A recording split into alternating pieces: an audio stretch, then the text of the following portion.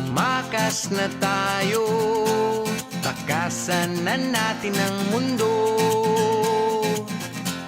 Magtago papalayo sa mas tahimik at payapang mundo. Umubulong ang hanging amihan at huni ng ibon. Dumudulog at tinatawag na tayo ng bundok.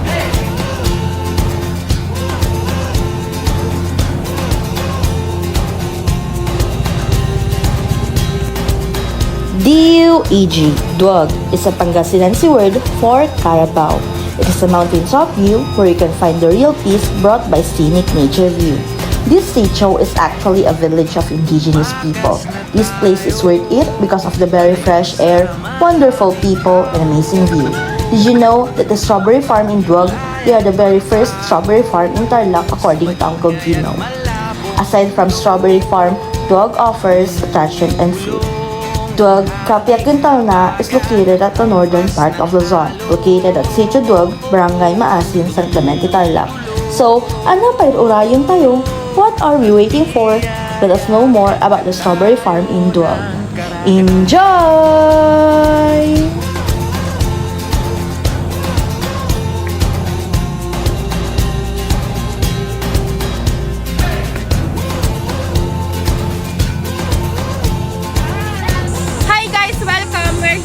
Strawberry Farm at Duwag, San Clemente, Tarlac!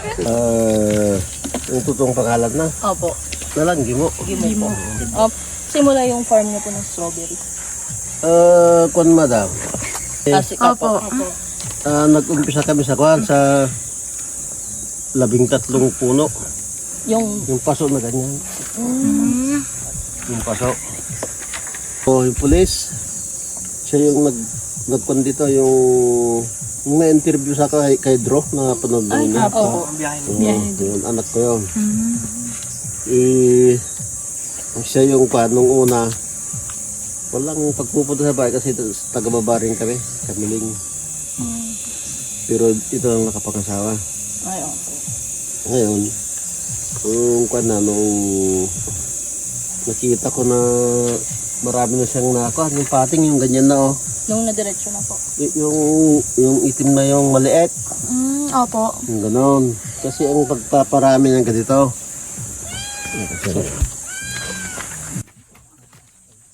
Doon tayo sa baba. Para pakita yung pagpaparami. Baka pagkunta na kayo. Hindi pa po sila pagod.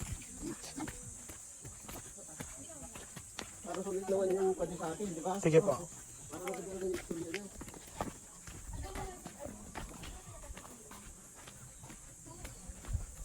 Napapangit nito. Nabili na yung mga ko. Pero ganyan po nagsimula.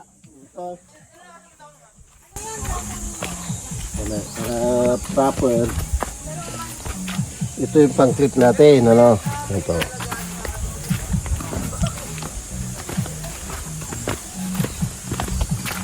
Ito. Basta't ko na, kahit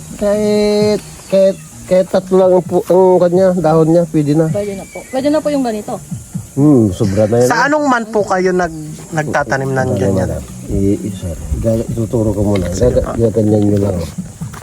Kikip nyo lang na ganyan. Tapos puputulin na po. Or kusa na po yan Para sa gadon, hindi mabulot. Okay. Kagaya gadon, no? May puputulin po doon sa dulo. Pagka ganito na, Pwede na pong 5 na yung kwan niya, dahon niya, pwede nang putulin kasi yung mother plant ito eh. Ay, opo. Ito parang nagdidepende pa dito. Pag maliit pa dito sa mother. Parang bata na kwan. Pag may 5 kwan na, saka pwedeng putulin kasi maaaring mamatay o hindi lumaki. Tapos 2 yung ganyan, hanggang sa 3, 4 ang kwan nito. Maging supling niya. Kaya ito, meron na naman Pwede na po yan i-transfer. Pwede na yan. Lagay sa ganito. Opo. Ganon. Daw lang kung dyan. Tapos nung marami na, Kasi halos araw-araw kami natukan eh. Doon sa kwan noon. Nagtatanim po. Nagsimula kami ng kwan ng November. November na nagsimula kami. Sariling lupa po? Sa manugang po namin. After 2 to 3 months, na-produce kami ng 10,000 na ganon. Pating. Tapos saka namin transfer dito. Umpisa kaming nagtanim 2002. Eh 2004 ngayon? 2024 po. 24. Ay 2003. January hanggang March kami nagtanim. Tag-init. Namunga April ay March pero saglit lang sila namunga. Tapos nung kwan na nung tapos na yung namunga, wala na. So inalagaan namin yan hanggang November 15. Inalagaan namin yan na pruning, ginagawa namin, naggalis ng runner. Yung runner sinasabi ko yung ginagawang yung pangtanim. Yun ang runner. Tayo dahil naalis namin yun para sa ganun tumaba naman yung mother plant. So ang ginawa namin dyan 10 doon sila nag-umpisang kwan, namunga. Namunga sila hanggang December 15, hanggang March 15 at magandang bunga nila. Yun po yung season. Season po nila. Kasi malamig po yung... Hanggang December hanggang March 15. Pero yung pagkuhan namin, pag-develop namin dito, mahirap. Ganyan ang itsura to, no? Ganyan. I-develop namin. Tapos, lahat namin na ganyan. Lahat ng mga masagasar na bato, kaya yung mga puno ng kahoy, yung mga ubat ng damo, naalis namin. Ang dami namin hirap dyan. Linat namin. Tapos, lagyan namin ng kwan ng manok. Yung tayo ng manok.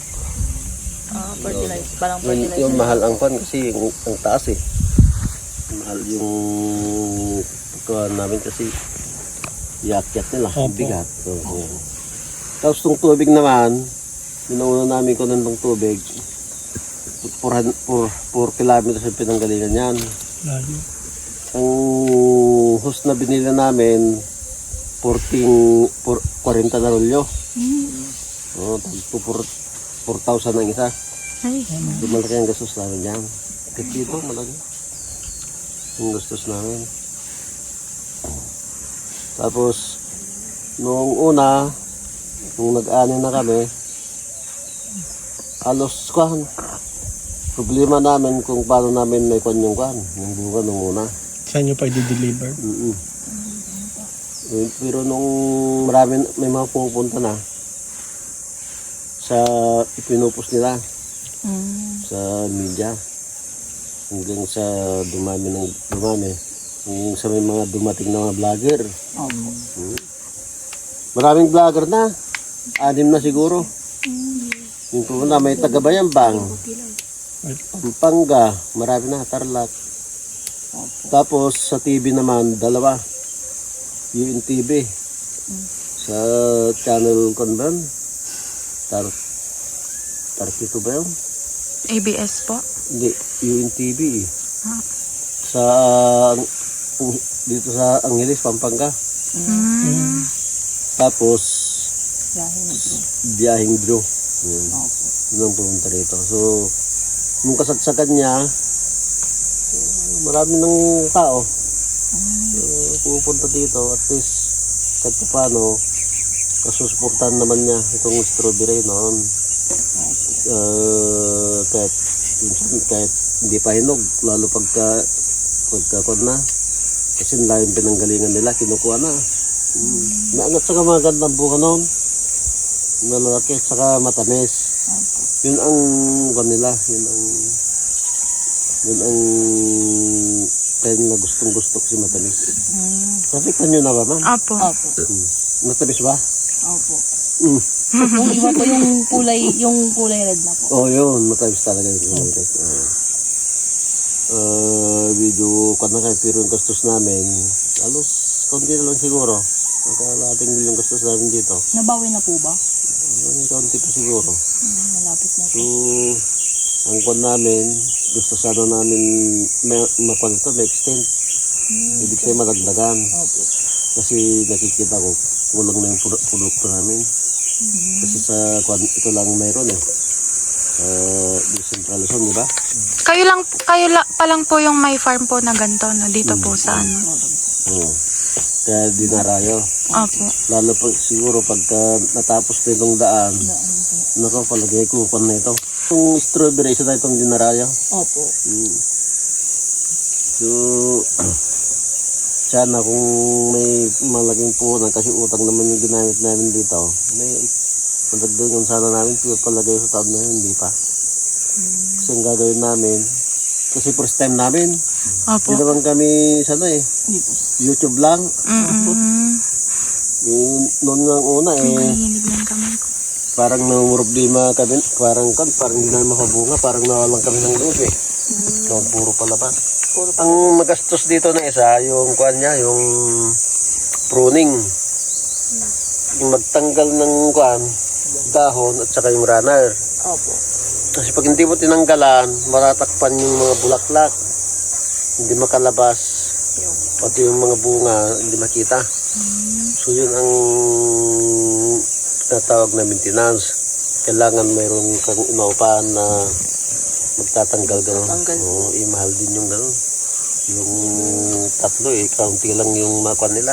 Lalo pag kayong arawan. Madahan-dahanin.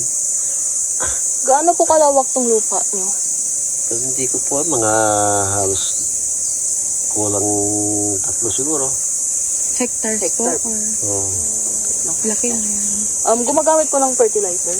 Yun po, yung manure. Yung manure po yung Ano pa ang mga product Product niyo, po. Uncle? Mga process. Kunwari po, ito ginagawa niyo pa po. strawberry jam. Jam, ganyan. Strawberry jam, yun po. Yun ang isang one namin, strawberry jam lang muna.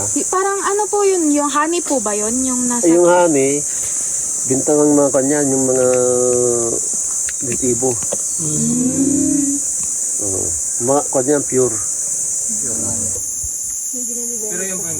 I-develop na. Ilang taon na po bang open for public po itong farm niyo, Uncle? Ito, ngayon pa lang. Ay, ngayon pa lang po. Pero Halos sabay lang dyan, Uncle, sa mga Hindi, resort matagal dyan. na Ay, sila. mas nauna ba yan? Okay. Itong merong din kaming kwan dyan, yung ginagawa doon, Bahay po. transient. Pwede nyo po. Ito rin mga araw para pamdagdag kwan ba. Tapos, linisad namin ng doon para kwan yung mag-tent. Nagawa rin kami ng biodic po dyan sa taas. Pagdating ng araw siguro.